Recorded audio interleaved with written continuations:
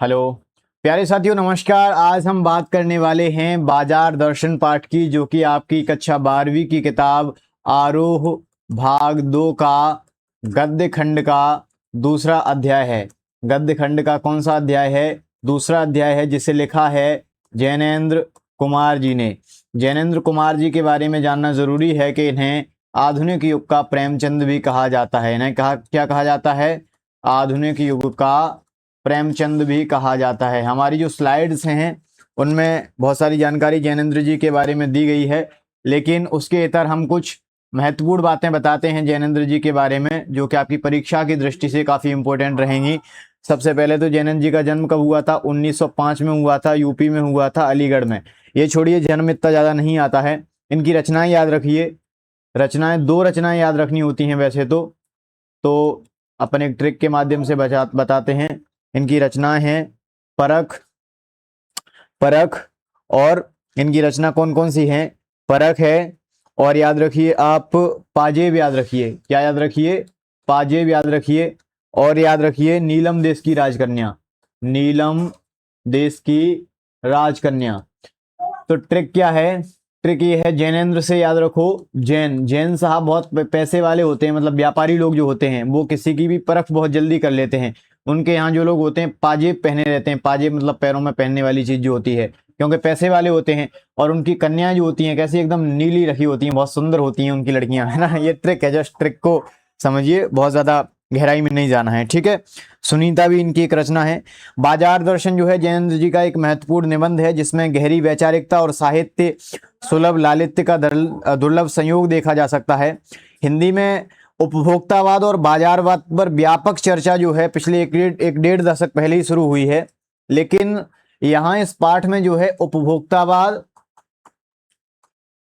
और एक नया टर्म बाजारवाद, इन दोनों के बारे में बहुत विस्तार से चर्चा की गई है इस पाठ में। इस पाठ में बताया गया है कि बाजारवाद किस तरीके से बाजार में सामान बनाकर लोगों को जबरदस्ती जरूरतें पैदा कर देता है, किस तरीके से बाजार लोगों को अपनी ओर आकर्षित करता है, बाजार का जादू किस तरीके से लोगों पर काम करता है, इसको बताया गया है। और केवल बाजार का पोषण करने वाला जो अर्थशास्त्र है, जो केवल मार्केटिंग को बढ़ावा देता है, जो केवल मार्केटिंग को मतलब कि पोषण देता है, या केवल कहें कि ग्राहकों की अपनी आवश्यकताओं को भूल करके केवल बाजार को बढ़ावा देने वाला जो अर्थशास्त्र है, उसे इस पाठ में अनीति शास्त्र कहा गया है। क्या कहा गया है? अनीति शास्त्र कहा गया है। तो इसके बारे में भी चर्चा करेंगे। कुछ स्लाइड्स पर चलते हैं। जैनेन्द्र कुमार के बारे में हम देख लेंगे। मनोवैज्ञानिक कथाकार हैं जैनेन्द्र कुमार जी, ये बहुत इंपॉर्टेंट पॉइंट है। जैनेन्द्र कुमार जी क्या हैं? मनोवैज्ञानिक कथाकार हैं। कौन है जैनेन्द्र कुमार जी? मनोवैज्ञानिक कथाकार हैं, माने कथाएं लिखते हैं, और किस तरीके की लिखते हैं? मनोवैज्ञानिक तरीके की, ठीक है। प्रसिद्ध उपन्यास देख लो, परख, सुनीता, कल्याणी वगैरह। या तो तुम 3 याद रखो, परख याद रख लो, है ना, पाजेब याद रख लो, और नीलम देश की राजकन्या या सुनीता याद रख लो, ठीक है। अब अपन अपनी चर्चा करते हैं। बाजार दर्शन निबंध जो है केवल हिंदी साहित्य की एक उत्कृष्ट गद्य रचना ही नहीं है, बल्कि उपभोक्तावादी संस्कृति जो है और बाजारवाद है, इस पर लिखा गया एक बेहद प्रासंगिक और समाजशास्त्री और आर्थिक दस्तावेज है। यह निबंध कई दशक पहले लिखा गया था, परंतु आज के वैश्वीकरण, ऑनलाइन शॉपिंग, मॉल संस्कृति के दौरान भी इसकी प्रासंगिकता 100 गुना बढ़ गई है। काफी समय पहले लिखा गया था ये, लेकिन आज का युग जब हम देख रहे हैं, आज जब वैश्वीकरण अपने चरम पर है, आज जब ऑनलाइन शॉपिंग का जमाना है, आज जब मॉल संस्कृति चल रही है, तो इस दौर में भी आज इसकी प्रासंगिकता 100 गुना बढ़ गई है। मॉल संस्कृति समझते ना, बड़े बड़े जो छोटी छोटी दुकानों को इग्नोर करके जब लोग बड़े बड़े मॉल्स में जाकर के महंगे दामों में सामान को खरीदते हैं, तो ये आज की क्या है? मॉल संस्कृति है। समझ रहे हैं? लेखक इस निबंध में समझाने का प्रयास करते हैं कि आधुनिक युग में बाजार मनुष्य की आवश्यकताओं की पूर्ति का साधन न रहकर उसे अपने जाल में फंसाने वाला एक माया जाल बन गया है। बाजार का उद्देश्य क्या होना चाहिए? बाजार का असल में उद्देश्य क्या होना चाहिए? बाजार का उद्देश्य होना चाहिए मनुष्य की आवश्यकताओं की पूर्ति करना। क्या होना चाहिए? मनुष्य की आवश्यकताओं की पूर्ति करना, आवश्यकताओं की पूर्ति करना। लेकिन बाजार आज कर क्या रहा है? लोगों को जबरदस्ती आवश्यकताएं पैदा कर रहा है या फिर उसे आकर्षित करके अपने माया जाल में फंसा रहा है। पूंजीवादी व्यवस्था, चकाचौंध से भरी विज्ञापन की दुनिया, ये मिलकर उपभोक्ता को एक ऐसी मानसिक स्थिति में धकेल देते हैं जहां वह अपनी वास्तविक जरूरतों को भूल जाता है और केवल अपनी क्रय शक्ति यानी परचेजिंग पावर का प्रदर्शन करने के लिए अनर्गल यानी कि बेकार या बेवजह खरीदारी करने लगता है। आज क्या हो रहा है कि आज बाजार की चमक दमक इस तरह की बन गई है, बाजार का बाजारूपन इस तरीके से हावी हो गया। अभी हम बाजारूपन पर चर्चा करेंगे। कुछ महत्वपूर्ण टर्म्स हैं जैसे बाजारूपन, जैसे बाजारवाद, बाजारवाद के बारे में तो बातें कर ही रहे हैं ना, जैसे क्रय शक्ति, जैसे मनी बैग, ऐसे कुछ शब्द हैं, इनकी चर्चा की जाएगी। तो बाजार में कुछ ऐसा हो चुका है जो मनुष्य को इस तरीके से अपनी ओर आकर्षित कर रहा है कि मनुष्य अपनी वास्तविक जरूरतों को भूल जाता है और केवल अपनी क्रय शक्ति यानी परचेजिंग पावर, क्रय शक्ति क्या है, खरीदने की शक्ति जो है, उसकी परचेजिंग पावर यानी कि उसकी जो उसके पास जो पैसे हैं उससे जो शक्ति उसे अनुभूत हो रही है, महसूस हो रही है, उस शक्ति का प्रदर्शन करने के लिए बेवजह चीजें खरीदने लगता है। उन चीजों को कोई उपयोग भी नहीं होता है। लेखक ने दार्शनिक और क्लिष्ट यानी कठिन शब्दावली का प्रयोग करने के बजाय अपने दैनिक जीवन के अनुभवों, अपने मित्रों, पड़ोस में रहने वाले सामान्य चूरन बेचने वाले भगत जी के माध्यम से इस गूढ़ विषय को पाठकों के सामने रखा है ताकि इसे बच्चे आसानी से आत्मसात कर सकें। गहन विश्लेषण, ये सब एआई की भाषा है, इस पे मत जाइए, है ना। पहले देखो बाजार का जादू और उसका मनोविज्ञान समझते हैं। तो पाठ की शुरुआत में ही लेखक बताता है कि उसके दो मित्र बाजार गए, उसके दो मित्र जो हैं वो क्या गए, बाजार गए। कहां गए, बाजार गए। तो स्पष्ट है कि दोनों कुछ ना कुछ खरीदने के लिए गए होंगे, दोनों मित्र खरीदने के लिए गए होंगे कुछ ना कुछ। तो दोनों मित्र बाजार गए और उसके बाद में बाजार से वे आते हैं तो उनकी स्थिति देख करके ही इस पाठ की जो रूपरेखा है वो रखी जाती है। तो लेखक का पहला मित्र जब बाजार गया, एक बार की बात कहता हूं, मित्र बाजार गए थे, कोई मामूली चीज लेने गए होंगे, तो लौटे तो एकदम से बड़ा बंडल लेकर के आए। तो पहला मित्र जब बाजार गया तो बाजार जाने के बाद कुछ चीजें लेने गया होगा कुछ खरीदारी करने, लेकिन लौट करके आया तो बंडल का बंडल लेकर के आया, यानी बहुत सारा सामान खरीद लाया, बहुत सामान खरीद लाया। उससे पूछा कि ऐसा क्यों खरीद लाए, तो वो कहता है कि ये सब किसकी महिमा है, पत्नी की महिमा है। और कहता है कि स्त्री माया न जोड़े तो क्या जोड़े, यानी कि स्त्री माया जोड़ती है, स्त्री माया जोड़ती है। कहता है कि मैं बहुत सारी चीजें खरीद करके क्यों लाया हूं, क्योंकि मेरी पत्नी मेरे साथ में थी और पत्नी बार बार कहती गई कि ये भी ले लो, ये भी ले लो। तो उसने बहुत सारा सामान इकट्ठा कर लिया, गया था कुछ खरीदने, लेकर के बहुत कुछ आया। अब वहीं एक दूसरा मित्र है, दूसरा मित्र भी बाजार गया, वही भी कुछ चीजें लेने गया होगा, वही भी कुछ चीजें लेने गया होगा बाजार में, लेकिन जब लौटता है तो कुछ भी लेकर के नहीं आता, कुछ भी नहीं लाता है। जब वह कुछ भी नहीं लाता है तो जैनेंद्र जी उससे भी पूछते हैं कि तुम भी कुछ लेने गए थे लेकिन तुम कुछ भी लेकर के क्यों नहीं आए। तो वह कहता है कि मुझे बाजार में हर चीज बहुत अच्छी लग रही थी, हर चीज पर मेरा मन मोहित हो रहा था, मुझे लग रहा था ये भी खरीद लूं, ये भी खरीद लूं, लेकिन मेरे पास पैसा इतना पर्याप्त नहीं था कि मैं सब चीजें खरीद लेता। अगर मैं एक खरीदता तो दूसरी छूट जाती, दूसरी के साथ अन्याय हो जाता, इसलिए मैं कुछ भी खरीद करके नहीं लाया। और इन दोनों ही स्थितियों में एक चीज बहुत कॉमन है जिसकी हमें चर्चा करनी बहुत जरूरी है, जिसको समझना बहुत जरूरी है। ये दोनों जो खरीदने गए थे वो खरीद करके क्यों नहीं लाए, बल्कि ये दोनों ही, एक तो बहुत ज्यादा खरीद लाया, एक कुछ भी खरीद करके नहीं ला पाया। इसके पीछे क्या है, इसके पीछे क्या है कि इन दोनों के ऊपर क्या चला है, बाजार का जादू चला है। और बाजार का जादू कब चलता है, क्योंकि इन दोनों का मन कैसा था, खाली था। इन दोनों का मन कैसा था, खाली था। बाजार का जादू कब चल सकता है, जब मन खाली हो। बाजार का जादू इन दोनों पर चला, जिस जादू ने एक को बहुत कुछ खरीदने पर विवश कर दिया और एक दूसरे व्यक्ति को कुछ भी खरीदने नहीं दिया। यानी कि बाजार का जादू ऐसा जादू है जो व्यक्ति को उसकी आवश्यकता के अनुसार चीजें नहीं खरीदने देता है, या तो बहुत ज्यादा खरीदवा देगा या फिर व्यक्ति खाली हाथ वापस लौट आएगा। यानी व्यक्ति जब मन खाली लेकर के बाजार में जाएगा तो बाजार की चमक दमक और बाहरी दिखावा व्यक्ति को आकर्षित कर लेंगे, अपने जादू में फंसा लेंगे। और बाजार का जादू जो है किसकी राह काम करता है, आंख की राह काम करता है। जैसे जैसे तुम देखते जाओगे चीजों को, वैसे वैसे चीजें तुम्हें अपनी माया जाल में आकर्षित करती जाएंगी। किसकी राह काम करता है? आंख की राह काम करता है। तो ये समझा आपने। अब थोड़ा सा चलते हैं वापस। लेखक के अनुसार बाजार में एक जादू होता है। ठीक है।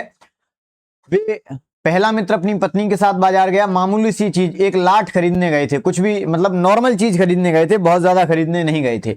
परंतु जब वापस लौटे तो उनके हाथ में बहुत से बंडल थे। जब लेखक ने इसका कारण पूछा तो मित्र ने सारा दोष अपनी पत्नी पर मढ़ दिया। लेखक कहते हैं कि यह तो एक पुराना बहाना है, असली सच कुछ और है, और वह है मनी बैग। और मनी बैग का मतलब क्या होता है? पैसे की गर्मी या एनर्जी। पैसे की एनर्जी या गर्मी। कई बार कहते हैं ना तुम्हारी तो जेब गर्म है, तो जेब का गर्म का मतलब क्या है? पैसे की गर्मी है तुम्हारी जेब में। किसकी गर्मी है? पैसे की गर्मी है। तो बाजार तो क्या है? असली सच कुछ और है। पत्नी का नाम तो वो बहाने के लिए बना रहा है, असल में उसके पास मनी बैग था, उसके पास पैसे की गर्मी थी, इसलिए उसने बहुत सारा सामान खरीदा। लेखक के अनुसार बाजार में एक जादू होता है। ये जादू किसी तंत्र मंत्र से नहीं चलता, ये जादू किसी टोटका तंत्र मंत्र से नहीं चलता, बल्कि है किसकी राह काम करता है? आंख की राह काम करता है। यह रूप का जादू। और बाजार में किसका जादू है? ये जो बातें लिखवा रहा हूं नीचे, ये बहुत इंपॉर्टेंट है, वन लाइनर बहुत इंपॉर्टेंट है। ये बाजार में रूप का जादू है। किसका जादू है? रूप का जादू है। पूरे पाठ में बस ये नोट करते चलना, जो अलग से स्टार मार्क कर रहा हूं, ठीक है। बाजार में रूप का जादू है। जब हम चमचमाती दुकानों, आकर्षक विज्ञापनों, सजावटी सामानों को देखते हैं तो हमारी आंखें उस रूप जाल को हमारे मस्तिष्क तक पहुंचाती हैं। यह जादू मनुष्य के मनोविज्ञान पर सीधे प्रहार करता है। बाजार में सजी वस्तुएं चीख चीख कर कहती हैं कि आओ मुझे खरीदो, तुम्हारा घर अधूरा है, तुम्हारे पास सुख सुविधा के साधन कम हैं। यह आमंत्रण मूक होता है। ऊंचे बाजार का आमंत्रण कैसा होता है? ये भी याद कर लो। ऊंचे बाजार का आमंत्रण कैसा होता है? ऊंचे बाजार का आमंत्रण मूक होता है। कैसा होता है? मूक होता है। माने कि बाजार वो चिल्ला नहीं रहा तुम्हें, असल में तुम्हारे कानों में नहीं सुनाई दे रहा, लेकिन तुम्हारे दिमाग के कानों को सब सुनाई दे रहा है। जब भी आप बाजार में जाते हैं, आकर्षक चीजों को देखते हैं, सजी सजाई चीजों को देखते हैं, तो वे चीजें मानो तुम्हें बुला रही हैं कि आओ मुझे खरीद लो। तुम्हारे घर में तो ये चीजें नहीं हैं। कई बार आप भी इस स्थिति से जरूर गुजरे होंगे, ठीक है। यह आमंत्रण मूक होता है, परंतु मनुष्य के भीतर एक चाह यानी लालसा जगा देता है। यह चाह मनुष्य को अपने ही घर की चीजें और कम और बाजार की चीजें श्रेष्ठ दिखने लगती हैं, जिससे उसके भीतर असंतोष पैदा होता है और व्यक्ति किसका शिकार हो जाता है? असंतोष, तृष्णा, ईर्षा। जब बाजार के जादू में मनुष्य फंस जाता है तो इन तीन चीजों का शिकार हो जाता है, क्योंकि चीजें अपने आराम के लिए खरीद करके ले जाता है, लेकिन वे कैसी चीजें होती हैं जो आराम वास्तव में नहीं देती, बल्कि उसके आराम में उल्टा खलल या दखल डालती हैं। अगला देखो, बाजार में एक जादू है। वह जादू आंख की राह कम करता है, वह रूप का जादू है। जैसे चुंबक का जादू लोहे पर ही चलता है, वैसे इस जादू की भी मर्यादा है। जेब भरी हो, मन खाली हो, ऐसी हालत में जादू का असर खूब होता है। अगर किसी का मन खाली है और उसकी जेब भरी है तो बाजार का जादू खूब चलेगा, जब तक उसकी जेब को खाली नहीं करवा देगा।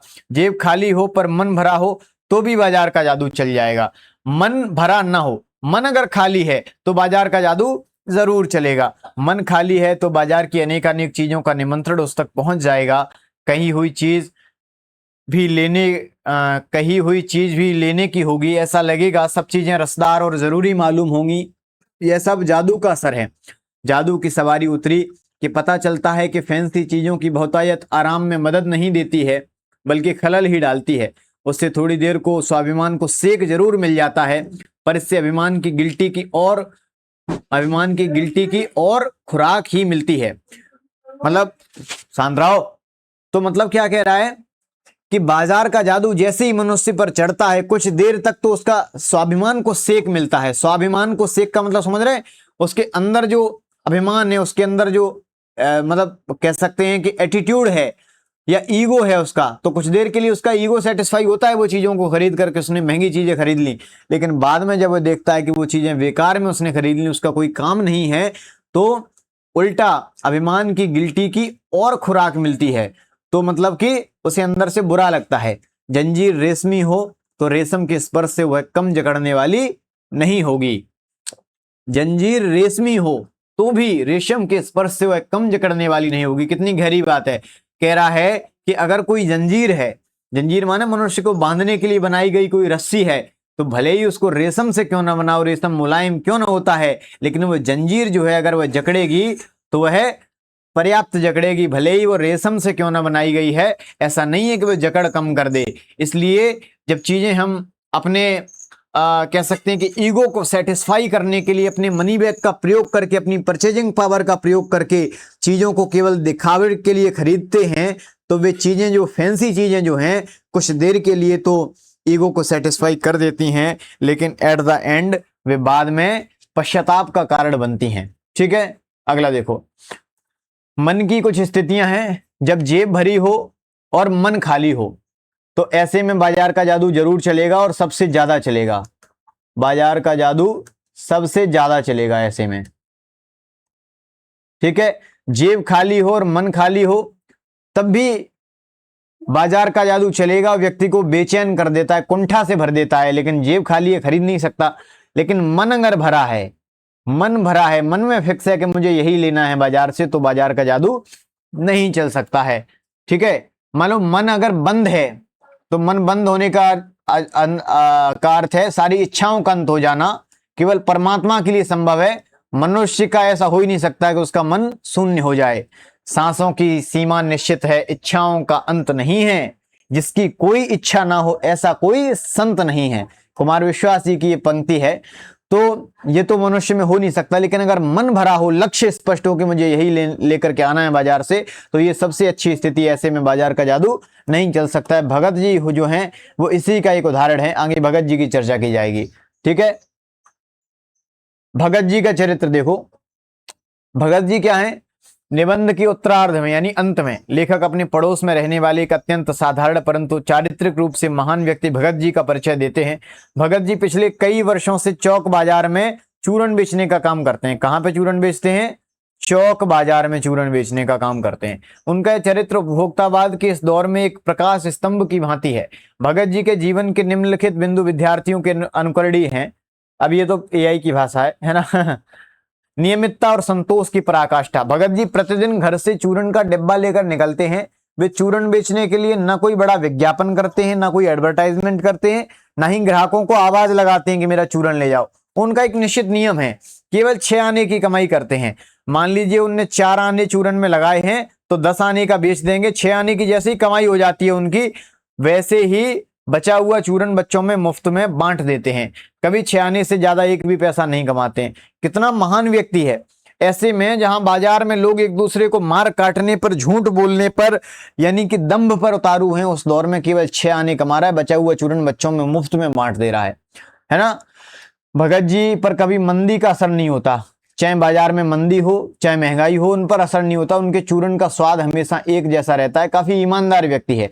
व्यावसायिक बुद्धि लगाते हैं और थोक में व्यापार करते अगर वे, और व्यावसायिक बुद्धि लगाते व्यापारी वाली, तो आज शायद बहुत बड़े बंगले के मालिक होते, परंतु वे भौतिक सुखों की अंधी दौड़ से पूरी तरह मुक्त हैं। एक तरह से संत स्वभाव का व्यक्ति है। उसके पास जो आत्मिक धन यानी संतोष जो है उसके पास, है ना, तो वह आज के बड़े बड़े पूंजीपतियों के पास भी वह नहीं है। तो संतोष का जो धन है, कहते हैं ना कि क्या कहते हैं, गज धन, रथ धन और जन कौन सा धन, सारे धन लाह समान जब आया संतोष धन। तो संतोष का जो धन है, संतोष रूपी जो धन है, वो सबसे इंपॉर्टेंट है। चौक बाजार में भगत जी और बाजार की हार। लेखक जी एक बार का वाकया सुनाते हैं। जब वे चौक बाजार में भगत जी से मिले, बाजार पूरी तरह अपनी भव्यता के साथ सजा हुआ था। मखमली रोशनी, फैंसी कपड़े, हीरे जवाहरात, न जाने क्या क्या वहां बिखरा पड़ा था। कोई भी साधारण मनुष्य उस वैभव को देखकर अपने भाग्य को कोसने लगता है, उन चीजों को पाने के लिए मचल जाता। परंतु भगत जी का व्यवहार अद्भुत था। वे बाजार में आंखें खोलकर चलते हैं, मुस्कुराते हुए सबसे मिलते हैं, बाजार के सौंदर्य को देखते हैं, परंतु उनके मन में न कोई आश्चर्य होता है और न ही कोई ईर्ष्या होती है। वे सभी बड़ी बड़ी दुकानों को छोड़ते हुए सीधे एक छोटे से पंसारी की दुकान पर रुकते हैं और वहां काला नमक और चूरन, 2 चीजें, अपने काला नमक और जीरा अपने चूरन को बनाने के लिए खरीदते हैं और वापस लौट आते हैं। कुछ भी एक्स्ट्रा नहीं खरीदते हैं। अगर आप लोगों को मम्मी कभी पैसे दे दें कि जाओ एक सर्फ की थैलियां लेकर के आओ, तो आप लोग हो सकता है कि जाकर के वहां से अपने लिए बिस्किट ले आए, समोसा ले आए, बहुत सारी चीजें ला सकते हैं। यानी बाजार में हम जाते हैं तो मानवीय स्वभाव है कि हमारी इच्छाएं जो हैं बहुत बढ़ जाती हैं और वहां से बहुत सारी चीजें हमें दिखती हैं और हमारे अगर वो हमारी जो पॉकेट अगर अलाउ करते तो हम उन चीजों को खरीद लेते हैं। लेकिन भगत जो है, भगत जी जो हैं अद्भुत व्यक्ति हैं। बाजार में जाते हैं, सीधे एक छोटे पंसारी की दुकान पर रुकते हैं, वहां से अपनी जरूरत का ठीक 2 तोला काला जीरा और नमक खरीदते हैं। सामान लेते ही बाजार उनके लिए पूरा समाप्त हो जाता है, फिर उन्हें कोई मतलब नहीं, पूरा बाजार जो है ब्लर हो जाता है उनके लिए। चांदनी चौक की आकर्षक चकाचौंध उनके लिए बिल्कुल बेमानी सी हो जाती है। कहां की? चांदनी चौक की। लेखक यहाँ एक बहुत बड़ी दार्शनिक बात कहते हैं कि बाजार का जादू भगत जी के आगे सामने आकर के घुटने टेक देता है। यानी ऐसे व्यक्ति जिन लोगों का मन जो है भरा हुआ है, लक्ष्य स्पष्ट है, उन लोगों पर बाजार का जादू काम नहीं कर सकता है। बाजार की जो विनाशक शक्ति बड़े बड़े लोगों को खरीद लेती है, वह भगत जी के अटूट संतोष के सामने हार जाती है। भगत जी बाजार को सार्थकता देते हैं क्योंकि वे उसका उपयोग अपनी कमी को पूरा करने के लिए कर रहे हैं, ना कि अपनी वासना को बढ़ाने के लिए। तो सार्थक बाजार को परचेजिंग पावर जब लोगों पे होती है, परचेजिंग पावर, तो परचेजिंग पावर का कुछ लोग करते हैं सकारात्मक उपयोग और कुछ लोग करते हैं नकारात्मक उपयोग। कैसा करते हैं? नकारात्मक उपयोग। तो परचेजिंग पावर क्या है? क्रय शक्ति, या कह लो खरीदने की शक्ति, या कह लो खरीदने की शक्ति, या कह लो पैसा खर्च करने की शक्ति। किसकी शक्ति? पैसा खर्च करने की शक्ति। ये जो परचेजिंग पावर है अगर किसी पर है, यानी उस पर मनी बैग है, उसके पास पैसा बहुत है, तो हो सकता है कि वो उसका सकारात्मक उपयोग करे। सकारात्मक उपयोग कैसे हो सकता है? मान लीजिए उसने सामुदायिक भवन बनवा दिए, है ना, सामुदायिक भवन बनवा दिए, मान लीजिए उसने स्कूल बनवा दिए, है ना, हॉस्पिटल बनवा दिए, तो ये उसका सकारात्मक उपयोग हो गया। लेकिन कुछ लोग नकारात्मक उपयोग करते हैं, कुछ लोग नकारात्मक उपयोग करते हैं परचेजिंग पावर का। बेवजह या अनर्गल चीजें खरीदते हैं, अनर्गल चीजें खरीदते हैं। और बाजार को ये लोग क्या करते हैं, जो सकारात्मक प्रयोग करते हैं, या अपनी जरूरत का सामान खरीदें, मान लो अपनी जरूरत का सामान खरीदें, वो भी सकारात्मक प्रयोग है। अपनी जरूरत का सामान खरीदें, तो वो लोग क्या कर रहे हैं? बाजार को सार्थकता प्रदान कर रहे हैं। और ऐसे लोग जो बेवजह चीजें खरीद रहे हैं, बेवजह महंगाई बढ़ा देते हैं कई लोग, है ना। कभी देखा होगा ना, कोरोना काल में जो राजश्री मिलती थी, राजश्री, है ना, मतलब पुड़िया खाने वाली, तो कई लोग उसको 80 का, 100 का, 150 का, 200 का खरीद लेते थे। कई लोग हो सकता है समोसे जो हैं, समोसों का रेट कई बार बढ़ जाते हैं, 15 से लीजिए वो उनका 25 का हो गया, तो अगर कोई खरीदेगा नहीं, कुछ लोग ईगो सेटिस्फाई करने के लिए 25 का खरीदने लगेंगे तो उसका रेट बढ़ जाएगा। तो ये क्या कर रहे हैं? बाजार में, बाजार को निरर्थक बनाते हैं ऐसे लोग। और जो ऐसे लोग हैं परचेजिंग पावर का नकारात्मक प्रयोग करते हैं, ऐसे लोग बाजार को व्यंग से भर देते हैं, बाजार को व्यंग से भर देते हैं। किससे? व्यंग से भर देते हैं। और व्यंग से भर देने का मतलब क्या हुआ? बाजार का मजाक बना देना एक तरह से। बाजार बना किस लिए है? लोगों की आवश्यकताओं की पूर्ति के लिए, लेकिन ऐसे लोग बाजार को व्यंग से भर देते हैं, मजाक बना देते हैं बाजार का। ठीक है, हाँ, इस पूरे में केवल ये इंपॉर्टेंट है, ऐसा अर्थशास्त्र, अर्थशास्त्र यानी बाजार को रेगुलेट करने वाले जो नियम होते हैं, उनकी किताब जो होती है, जो ऐसा अर्थशास्त्र जो केवल बाजार का पोषण करे, केवल बाजार का पोषण करने वाला अर्थशास्त्र जो है वो असल में क्या है? अनीति शास्त्र है। क्या है? अनीति शास्त्र है। उसे क्या कहा गया है? अनीति शास्त्र कहा गया है, जो लोगों को ठगने की बाट में लगा रहता है हमेशा। ठीक है, तो इस पाठ का जो मेन क्या है, अर्थशास्त्र को अनीति शास्त्र घोषित किया है इस पाठ में, है ना। जब बाजार में केवल लाभ कमाने की होड़ होती है तो मानवीय संवेदनाएं जो है मर जाती हैं, ग्राहक दुकानदार एक दूसरे को शत्रु समझने लगते हैं, सद्भाव नष्ट हो जाता है और समाज में केवल कपट का साम्राज्य होता है। यह स्थिति मनुष्यता के लिए अत्यंत घातक है। कुछ चीजें समझो। परचेजिंग पावर मैंने बता दिया, खरीदने की शक्ति या क्रय शक्ति। बाजारूपन का अर्थ है बाजार का ऊपरी चमक दमक और बाहरी दिखावा, है ना। बाजारूपन का अर्थ है बाजार का वह रूप जहां केवल छल कपट दिखावा शोषण प्रधान हो, या ऐसे कह लो कि बाजारूपन क्या है, बाजार की ऊपरी चमक दमक और बाहरी दिखावा, यही क्या है असल में बाजारूपन है। ठीक है, ये कुछ शब्द अर्थ देख लो इंपोर्टेंट। अकिंचन का अर्थ क्या है, जिसके पास कुछ ना हो, दरिद्र गरीब, दरिद्रता ये छोड़ दो। तुच्छ देख लो, महत्वहीन छोटा, है ना। स्पृहा का अर्थ होता है इच्छा, और बता रहा हूं, और हैं एक आध। और देखो ये कुछ शब्द याद रखो। अस्वाब का अर्थ होता है सामान, जो मैं लिख रहा हूं इंपोर्टेंट है। अस्वाब का अर्थ होता है सामान। अकिंचित कर, अकिंचित कर का अर्थ होता है अर्थहीन, जिसका कोई मतलब ना हो, बेकार में किया जाने वाला काम। ठीक है, और पेशगी, पेशगी का मतलब होता है अग्रिम राशि, अग्रिम राशि। एक तरह से बयाना कहते हैं ना, बयाना दे दो, इसका मतलब पहले से ही कुछ चीजें दे दी जाती हैं, मतलब पहले से थोड़ा सा दे दिया। समझ रहे हैं ना, जो चीज मान लो, नहीं समझे, मान लो कोई सौदा हो रही है 1 लाख में और 10,000 पहले ही दे दिए, तो वो पेशगी है 10 लाख। ठीक है, 10,000। तो अब कुछ प्रश्नों के उत्तर देखो। बाजार दर्शन कैसा निबंध है, वैचारिक निबंध है। आंख की राह काम करता है बाजार का जादू, सबसे ज्यादा तब असर करता है जेब भरी हो मन खाली हो। पैसे की गर्मी को मनी बैग कहा है, परचेजिंग पावर नहीं है। परचेजिंग पावर क्या है, परचेजिंग पावर क्या है, खरीदने की शक्ति या क्रय शक्ति, या मैंने बताया था पैसा खर्च करने की शक्ति। भगत जी बाजार में 6 आने की कमाई करते हैं, पूरी होने के बाद बच्चों को मुफ्त में बांट देते हैं। काला नमक जीरा खरीदते हैं।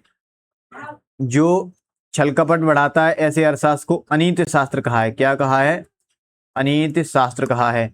मन बंद होना केवल परमात्मा के लिए संभव है, क्योंकि वही पूर्ण और शून्य है। हठ पूर्वक अपनी इच्छाओं को दबाना सच्चा तप नहीं है, बल्कि हठ योग है। बल्कि क्या है, हठ योग है। बाजार का आमंत्रण कैसा होता है, मूक होता है।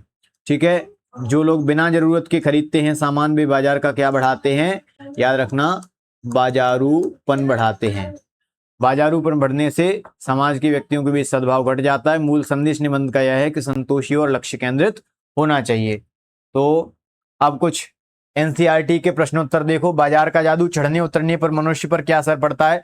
जब बाजार का जादू मनुष्य पर चढ़ता है तो उसकी बुद्धि भ्रमित हो जाती है। बाजार की हर चमकीली फैंसी वस्तु अपनी आवश्यकता की लगने लगती है। वह सोचता है कि इन वस्तुओं के बिना उसका जीवन अधूरा है। वह दुरुपयोग करता है, अपनी क्रय शक्ति का फिजूल खर्ची करता है, अनर्गल सामान घर ले आता है। जब उतरता है बाजार का जादू तो मनुष्य को यथार्थ का ज्ञान होता है। उसे समझ आता है कि जिन फैंसी वस्तुओं को उसने आराम के लिए खरीदा था वे वास्तव में उसके जीवन में बाधा उत्पन्न कर रही हैं। इसलिए उसके समय और धन दोनों का अपव्यय होता है, यानी कि दोनों क्या होते हैं, नष्ट होते हैं। उसकी मानसिक व्यग्रता बढ़ जाती है। वो कह सकते हैं कि वह असंतोष, तृष्णा, बाजार का जादू उतरने के बाद किससे भर जाता है, असंतोष, तृष्णा और ईर्ष्या से भर जाता है। ये भी जोड़ लेना इसमें। ठीक है, बाजार में भगत जी के व्यक्तित्व का कौन सा पहलू जो है सशक्त पहलू है, अटूट आत्मनियंत्रण और संतोष। इसको देख लेना, इंपोर्टेंट नहीं है ये वाला। बाजारूपन से क्या तात्पर्य है, या सिंपल लिख लो, बाजारूपन से तात्पर्य है बाजार की ऊपरी चमक दमक और बाहरी दिखावा। किस प्रकार के लोग बाजार को सार्थकता प्रदान करते हैं, जो लोग अपनी आवश्यकता के अनुसार सामान खरीदते हैं बाजार से, वे लोग बाजार को सार्थकता प्रदान करते हैं। या परचेजिंग पावर का जो सकारात्मक प्रयोग करते हैं वे लोग बाजार को सार्थकता प्रदान करते हैं और बाजार से लाभ उठा सकते हैं। बाजार दर्शन निबंध में लेखक ने किस प्रकार के अर्थशास्त्र को अनीति शास्त्र कहा है।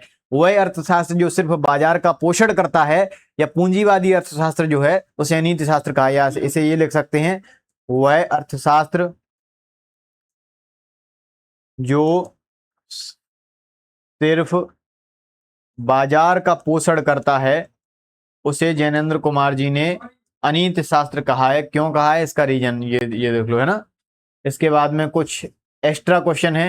पैसे की व्यंग शक्ति, तृष्णा है, बटोरने की स्पृहा है, ये सब देख लो। ठीक है, हाँ। तो ये इम्पोर्टेंट नहीं है, ये तो बस एआई की भाषा है ना। बाजार का माया जाल देखो। धन की विकृत शक्ति जो है जब उसको बिगाड़ दिया जाता है, परचेजिंग पावर, व्यंग शक्ति, कपट में वृद्धि, ये सब अभी आपके काम की चीजें नहीं है। इतनी थी काम की चीजें जो बता दी हैं। अंत में एक बात याद रखो, एक सोशल संदेश है कि बाजार मनुष्य के कल्याण के लिए है। जब मनुष्य अपनी आवश्यकताओं को समझकर संयम के साथ बाजार का उपयोग करता है, तभी वह क्या कर सकता है, तभी वह स्वयं को और बाजार को दोनों को सच्ची सार्थकता प्रदान करता है। और वह केवल अपनी ईगो को सेटिस्फाई करने के लिए चीजें खरीदेगा बाजार से महंगे दामों पर, तो वह बाजार से केवल ठगा जाएगा और अंत में असंतोष, तृष्णा और ईर्ष्या यानी नफरत का शिकार हो जाएगा। तो thank you so much, this was all about your chapter. तो मिलते हैं किसी अगले लेक्चर में, तब तक के लिए बहुत बहुत धन्यवाद, अपना ख्याल रखिए। थैंक यू सो मच, जय हिंद।